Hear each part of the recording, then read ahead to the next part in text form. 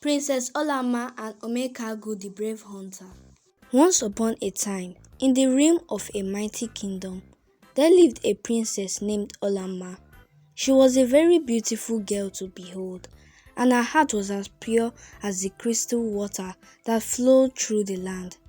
However, her fate was twisted around with a complex web of tradition and power. Following the passing of the late king, their father, Olamma's brother Prince Ajuali ascended the throne. After 10 years, King Ajuali was unable to have a male child. And according to the tradition, after 10 years of becoming a king, if a king is unable to have a male child, and if the princess were to give birth to a male child after a decade had passed, that child will ascend to the throne. This tradition ignited King Ajuali's fear, for he wished to maintain his grip on power through a male heir of his own. As Olamma's destiny was intertwined with the legacy of the kingdom, her brother, driven by a desire for a male heir to secure the throne, devised a cunning plan to keep her from marrying and bearing a son. To prevent any potential suitors, King Ajuali presented them with an impossible challenge. The suitor who sought Olamma's hand in marriage would be sent deep into a dangerous forest for a month. If the suitor returned, he would prove his worthiness to marry the princess. Without the knowledge of all, the king dispatched his own warriors after the suitors, ensuring they never returned to claim his sister's hand. Tragedy struck 6 times, as brave suitors ventured into the forest and never returned. However, fate smiled upon the 7th suitor, a courageous hunter named Omekagu. Omekagu met the 6th suitor in the forest while hunting. In his final moments, the 6th suitor revealed the alarming truths about the king's plots and assigned Omekagu with the mission of seeking the princess's hand and exposing the wicked king's scheme. With a heart full of determination, Omekagu approached the palace to ask for Olamma's hand in marriage. King Ajuali, confident in his wicked plan, presented the challenging conditions.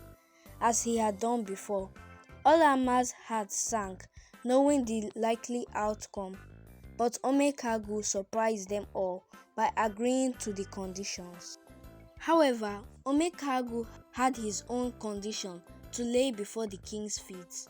He boldly demanded that if he successfully returned from the forest, not only would he marry the princess, but the crown would also pass to him, dethroning King Ajuali.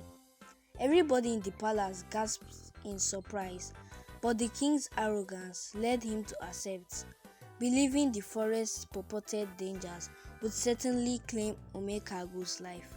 Fearlessly, Omekagu embarked on his journey into the heart of the forbidden forest, armed with courage and the knowledge of the king's deception. He faced the risk that had claimed the lives of those before him. After a week into the journey, Omekagu came to the spot where he met the 6th suitor. He decided to rest, but instead of sitting under the big tree, he climbed up and leaned on the branch of the tree. The next morning, after waking up and looking around, as he was about to climb down, he heard voices in the forest and decided to wait. Having been expecting the warriors from the king, he prepared himself for the danger ahead. The warriors came closer and closer to the spot, and Omekagu was able to see all of them. He counted 3 of them and assured himself he could defeat them. Omekagu jumped down from the tree in astonishment, welcoming them into the forest. The warriors were taken unawares, but gathered courage to ask how he knew they were coming. He told them about the 6th suitor, who revealed all about the king to him. Fierce battle began between them. He fought with every strength in him, remembering the promise he made to the 6th suitor. Against the elements and cunning strategies of the warriors sent to silence him, He fought and victoriously killed all the warriors. Back in the kingdom, King Ajuali was worried after days had passed without the return of the warriors.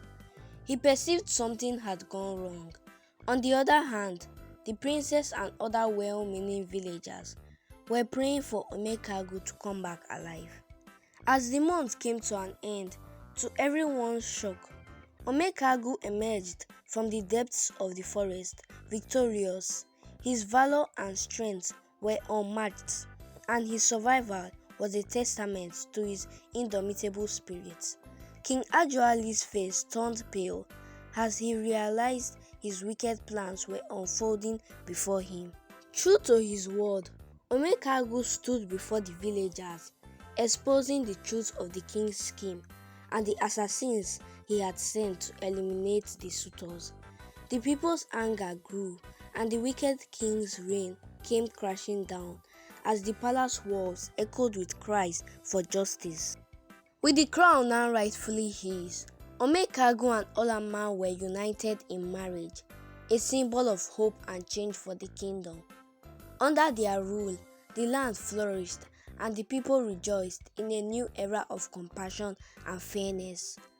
Omekagu and Olamma were blessed with 5 children, 3 sons and 2 daughters. The first son became the heir apparent to the kingdom.